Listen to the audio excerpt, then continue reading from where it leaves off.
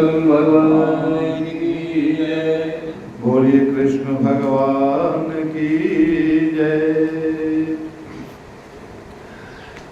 इस श्लोक के माध्यम से भगवान श्री कृष्ण अर्जुन को ये बता रहे हैं कि हे परंतप अर्जुन, द्रव्य यज्ञ की अपेक्षा ज्ञान रूप यज्ञ श्रेष्ठ है।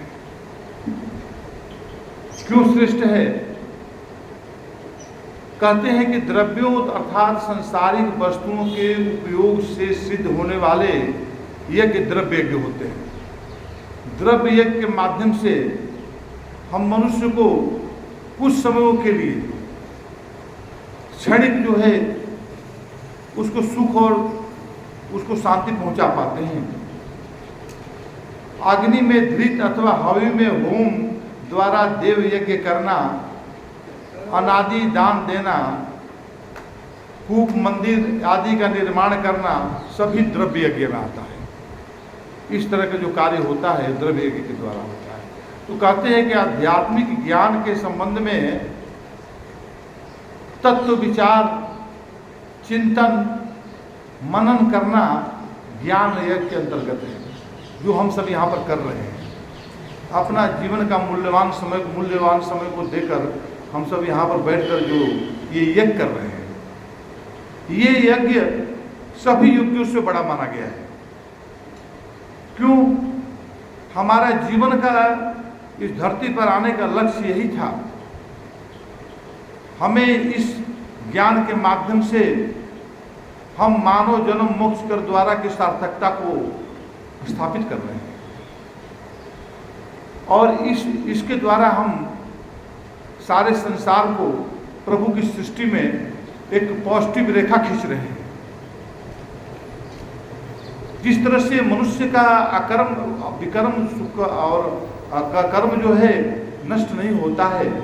अगर कोई गलत कर्म करता है तो कर्म भी उसके रूप में आता है परिणित होकर, उसी तरह से हमारे जीवन का सुकर्म भी जो है हमारे जीवन में फलित होता है, आता है, लौट कर आता है। अगर इस जीवन में ना आया तो प्रारब्ध कर्म बनकर अगले जन्म में चला जाता है। कहते हैं हमारे महात्मा द्विवेदी जी बोलते हैं, बहुत सुंदर बात बोलते हैं। कहते हैं कि मनुष्य को इस धरती पर जन्म लेकर जीवन में इतना तो कर्म करके जाना चाहिए संसार से कि कम से कम दोबारा मनुष्य योनि में तो आ जाए। क्यों?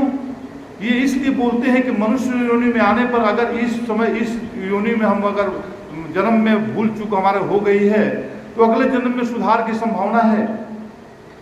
ऐसा ना हो कि हमारा कर्म इस तरह का विकर्म बन जाए कि हम पशुवत योनि में जाने के लिए बाध्य हो जाएं। और वो भवसागर है,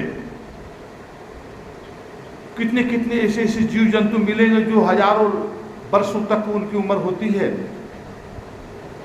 वो उसी में विचरण कर रहे हैं। वो जीवन कितना आगे बढ़ गया और उसमें भटक भटक कर ऐसे हजारों योनियों में प्रवेश करते करते पता नहीं कब ऐसा समय आएगा, प्रभु की कृपा होगी उसके जीवन में कि फिर मानव जन्म उसे प्राप्त होगा। तो मनुष्य योनि प्राप्त करने के लिए क्या ध्यान देना चाहिए? हमें अपने जीवन में सतोगुणों को बढ़ावा देनी चाहिए। रजोगुण में हम सब जी रहे हैं और तमोगुण में जी रहे हैं। तो तमोगुण को बिल्कुल मात्रा कम करने के लिए हमें रजोगुण से सतोगुण में प्रवेश करना चाहिए। ये सतोगुण का प्रवेश है। ये समय को जो है कोई किस तरह से व्यतीत कर रहा है, कोई साधन अपनाता है, कोई जो है कुछ पार्टी रखता है, कोई कुछ करता है, कोई कहाँ पर देखता है, कोई पिक्चर देखता है, कोई घूमता है, कोई फिरता है, कोई हंसी मजाक करता है। और वहीं पर आप आकर यहाँ पर ब्रह्म ज्ञान की बातें कर रहे हैं, यहीं पर आकर आप गीता के भाव को समझ रहे हैं। ये बहुत बड़ा कार्य है। या जो कार्य समय गुजर रहा है आपका, ये बहुत महान कार्य है। इसी से सत्वगुण का निर्माण होता है, इसी से हमारा जीवन अपने परम तत्व को प्राप्त करने का भी लक्ष्य बनता है।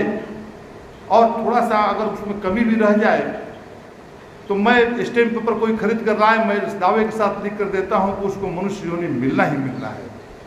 इसलिए हमें ऐसे प्रभु के जो कार्य होते हैं उस कार्य में हमें तन मन से लगन लगाते हुए प्रभु के चरणों में हम आना चाहिए। और आगे बताते हैं कि कहते हैं, थोड़ा सा इसमें है, कहते हैं कि द्रव्य यज्ञ आदि कर्म द्वारा चित्त शुद्धि हो जाती है। चित्त शुद्धि होने पर ज्ञान का उदय हो जाता है। हम द्रव्य यज्ञ करके क्या करते हैं कि चित्त को शुद्धि करते हैं। चित्त हमारा अशुद्ध है, अनेक कचरों से भरा हुआ है, अनेक विकारों से भरा हुआ है, तो ये चित्त को शुद्ध करना है। और चित्त शुद्धि होने पर ही हमें ज्ञान यज्ञ की प्राप्ति होती है। जो ज्ञान यज्ञ हम लोग यहाँ पर प्रसारित हो रहा है भगवान श्री कृष्ण की कृपा से, तो ज्ञान यज्ञ अर्थात ज्ञान प्राप्ति के साधना द्वारा ज्ञान प्राप्त होने पर द्रव्य यज्ञ अनावश्यक हो जाता है, उसकी महत्ता नहीं रहती है। ज्ञान यज्ञ जब होता है तो उस समय द्रव्य यज्ञ उससे कमजोर माना जाता है। कोई दान दे रहा है, कोई पाठशाला बना रहा है, कोई कुछ कर रहा है, लेकिन कोई जो है ब्रह्म ज्ञान की बातें कर रहा है, वो सबसे श्रेष्ठ माना गया है। धर्म ग्रंथों में, आध्यात्मिक क्षेत्रों में कहा जाता है कि ज्ञान कर्म को भस्मसात कर देता है। जब ज्ञान उसके अंदर छा जाता है तो कर्म का कोई महत्ता नहीं रहती। कर्म की महत्ता तभी तक रहती है जब तक उसके जीवन में ब्रह्म ज्ञान की प्राप्ति नहीं हुई हो। अतः ज्ञान द्वारा अखंड अद्वितीय चैतन्य स्वरूप ब्रह्म की अनुभूति हो जाती है। और वास्तव में बुद्धि ज्ञान से ही पवित्र एवं कृतार्थ होती है। हमारी बुद्धि की पवित्रता, हमारी बुद्धि में पवित्र भाव बना रहे, तो ये बुद्धि ज्ञान से ही पवित्र और कृतार्थ होती है। द्रव्य यज्ञ भी उत्तम होते हैं तथा मनुष्यों के जीवन को सुखमय बना देते हैं। वो मनुष्यों को जीवन में सुख प्रदान करते हैं, लेकिन द्रव्य यज्ञ की अपेक्षा ज्ञान एक श्रेष्ठ होता है।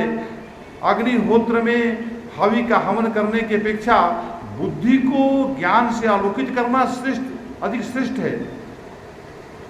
हर प्राणियों के अंदर विवेक को जागृत कर देना श्रेष्ठ है। हर मनुष्य की विचारधारा को आध्यात्मिक विचारधारा में प्रवाहित कर देना श्रेष्ठ है। तत्व ज्ञान का उदय होने पर क्या होता है कि सब कर्म परिसमाप्त हो जाते हैं। ज्ञान प्राप्ति होने पर कर्मों का प्रयोजन पूरा हो जाता है। हमारे कर्म जिस लक्ष्य के लिए, जिस चीज के लिए हम मनुष्य योनि में इस धरती पर आए थे, वो हमारा लक्ष्य पूरा होता है। यथार्थ ज्ञान समस्त साधनों का साध्य है। यथार्थ ज्ञान यही ज्ञान, जो परमार्थिक ज्ञान, जो सत्य ज्ञान, ये ज्ञान जो है समस्त साधनों का साध्य है। समस्त साधन इसी के ऊपर डिपेंड हैं।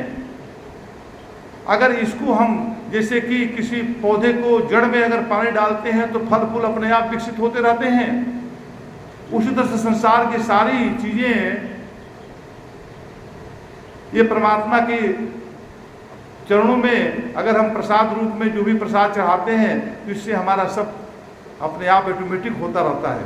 ऑटोमेटिक जो है फल, उसका रस जो है फल फूलों में पहुंचता रहता है। कहते समस्त कर्मों का पराकाष्ठा है ज्ञान यज्ञ, समस्त कर्मों का पराकाष्ठा है। हमारे सभी कर्म ज्ञान पर ही आधारित है।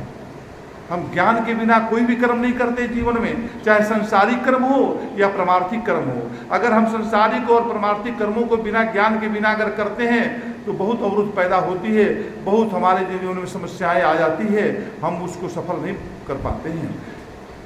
यानो मात्र कर्म जितने भी बताते हैं कि जितने भी कर्म है संपूर्ण रूप से ज्ञान अग्नि में भस्म हो जाते हैं। तत्व ज्ञान द्वारा नित्य स्वरूप परम ब्रह्म के तथा तादात्म्य में होने पर कुछ कर्तव्य शेष नहीं रहता, कर्तव्य खत्म हो जाता है। तो कर्तव्य खत्म होता है, फिर भी संत महात्मा कर्तव्य करते रहते हैं, तो क्यों करते हैं? कृष्ण भगवान बोलते हैं कि मेरे पास कोई कर्तव्य मेरा नहीं है, लेकिन फिर भी मैं करता हूं। क्यों कर रहे हैं? लोकहित भावना के लिए, धर्म की रक्षा के लिए, सत्य और न्याय को संपादित करने के लिए। अपने कर्तव्य को कहते हैं कि अगर मैं ना करूं तो इस सामान्य जन हमारे आचरण करते हुए वो भी निठल्ले हो जाएंगे, नहीं करेंगे। इसलिए हमें जीवन में सत्पुरुषों के आचरण को अपनाकर अपने जीवन को कृतार्थ करना चाहिए। और ये श्रीमद् भगवत गीता जो ज्ञान यज्ञ है, ये इसको अपने जीवन में उतारना चाहिए। थोड़ा थोड़ा करके उतारें, हम सोचें, इसको सुने और मनन करें घर में कि क्या आज समझे, क्या सोचें। अगर कोई प्रश्न रह जाता है मन में तो उसको हम सब आपस में बैठकर एक दूसरे से संवाद करें। इसी के साथ आज खत्म होने जा रहा है। श्रीमद् भागवत गीता आइए भगवान के दरबार में भगवान को जो है प्रसन्न करने के लिए भगवान का भजन ही काफी है, जिससे हमारा मन जो है भगवान के चरणों में विराजमान है। हे